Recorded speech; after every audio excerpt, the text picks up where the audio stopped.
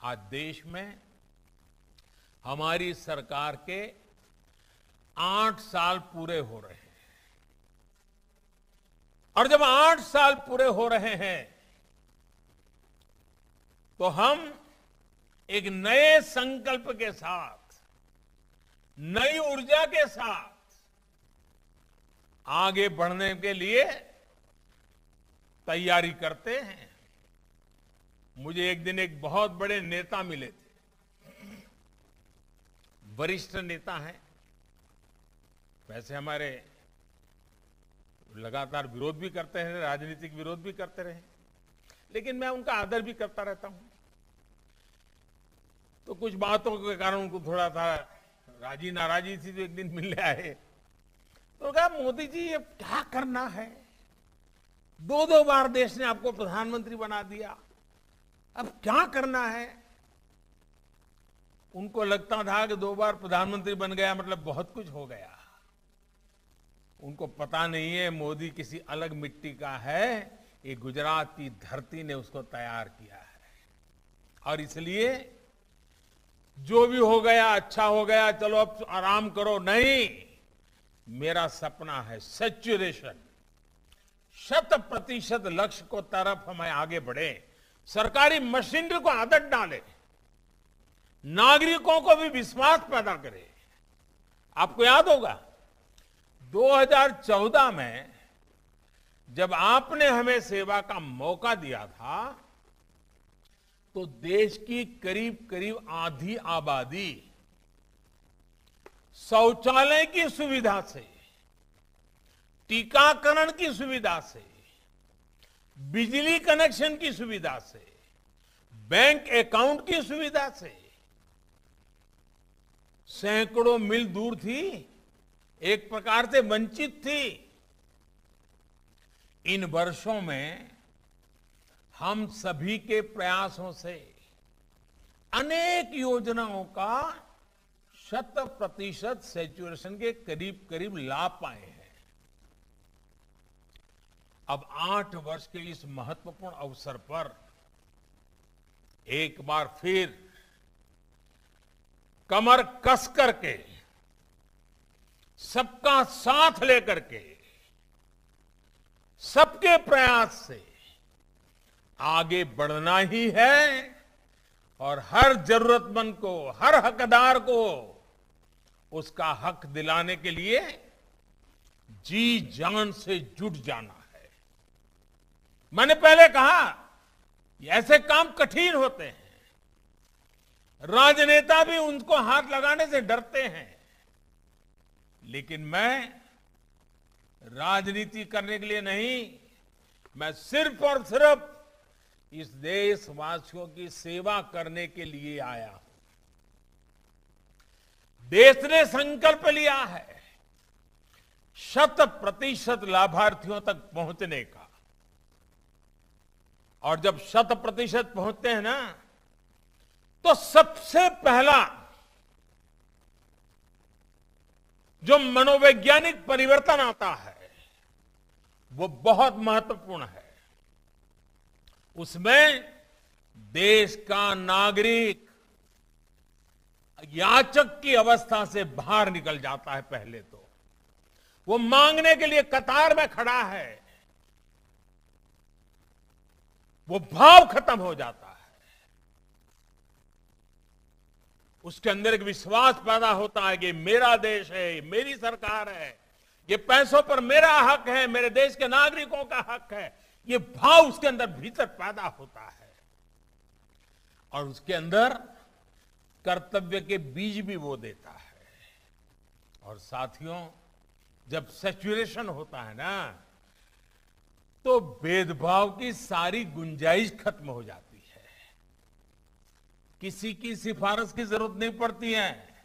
हर एक को विश्वास रहता है, भले उसको पहले मिला होगा लेकिन बाद में भी मुझे मिलेगा ही, 2 महीने बाद मिलेगा, 6 महीने बाद मिलेगा, लेकिन मिलने वाला है। उसको किसी की सिफारिश की जरूरत नहीं पड़ती। और जो देने वाला है वो भी किसी को नहीं कह सकता है तुम मेरे हो इसलिए दे रहा हूं, वो तो मेरा नहीं इसलिए नहीं दे रहा हूं, भेदभाव नहीं कर सकता है। और देश ने संकल्प लिया है 100% लाभार्थियों तक पहुंचने का। आज जब 100% होता है तो तुष्टीकरण की राजनीति तो समाप्त ही हो जाती है, उसके लिए कोई जगह नहीं बचती है। 100% लाभार्थियों को पहुंचने का मतलब होता है समाज में अंतिम पायदान पर खड़े व्यक्ति तक पहुंचना, जिसका कोई नहीं है उसके लिए सरकार होती है, सरकार के संकल्प होते हैं, सरकार उसकी साथी बनकर के चलती है। ये भाव देश के दूर दराज जंगलों में रहने वाला मेरा आदिवासी हो, झुग्गी झोपड़ी में जीने वाला मेरा कोई गरीब मां बहन हो, बुढ़ापे में अकेले जिंदगी गुजारने वाला कोई व्यक्ति हो, हर किसी को ये विश्वास पैदा कराना है कि उसके हक की चीजें उसके दरवाजे पर आकर के देने के लिए प्रयास करेंगे। साथियों, 100% लाभार्थियों की कवरेज यानी हर मत, हर पंथ, हर वर्ग को एक समान रूप से सबका साथ सबका विकास, 100% लाभ, गरीब कल्याण की हर योजना से कोई छूटे ना, कोई पीछे ना रहे, ये बहुत बड़ा संकल्प है। आपने आज जो राखी दिए ना, सब विधवा माताओं ने मेरे लिए जो राखी भी इतनी बड़ी बनाई है, राखी ये सिर्फ धागा नहीं है, ये आपने मुझे एक शक्ति दी है, सामर्थ्य दिया है, और जिन सपनों को लेकर के चले हैं उन सपनों को पूरा करने के लिए शक्ति दी है। इसलिए आज जो आपने मुझे राखी दी है उसे मैं अनमोल भेंट मानता हूं।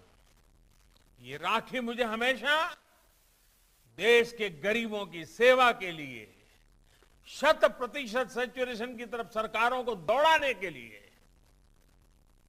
प्रेरणा भी देगी, साहस भी देगी और साथ भी देगी।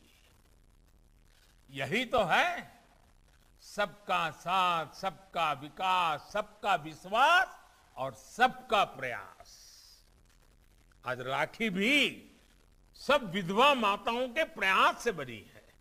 और मैं तो जब गुजरात में था, बार बार मैं कहता था, कभी कभी खबरें आती थी मेरे पर, मेरी सुरक्षा को लेकर के खबरें आती थी, एक आध बार तो मेरी बीमारी की खबर आ गई थी, तब मैं कहता था भाई मुझे तो कोटि कोटि माताओं बहनों का रक्षा कवच मिला हुआ है, जब तक ये कोटि कोटि माताओं बहनों का रक्षा कवच मुझे मिला हुआ है, उस रक्षा कवच को भेद करके कोई भी मुझे कुछ नहीं कर सकता है। और आज मैं देख रहा हूं हर कदम पर, हर पल माताएं बहनें, उनके आशीर्वाद हमेशा मुझ पर बने रहते हैं। इन माताओं बहनों का जितना मैं कर्ज चुका हूं उतना कम है। और इसीलिए साथियों, इसी संस्कार के कारण मैंने लाल किले से हिम्मत की थी एक बार बोलने की। कठिन काम है, मैं फिर कह रहा हूं, मुझे मालूम है ये कठिन काम है, कैसे करना मुश्किल है, मैं जानता हूं। सब राज्यों को प्रेरित करना, साथ लेना मुश्किल काम है, मैं जानता हूं। सभी सरकारी कर्मचारियों को इस काम के लिए दौड़ाना कठिन है, मैं जानता हूं। लेकिन आजादी का अमृतकाल है, आजादी के 75 साल हुए हैं। इस अमृतकाल में मूलभूत सुविधाओं की योजनाओं के सैचुरेशन की बात मैंने लाल किले से कही थी।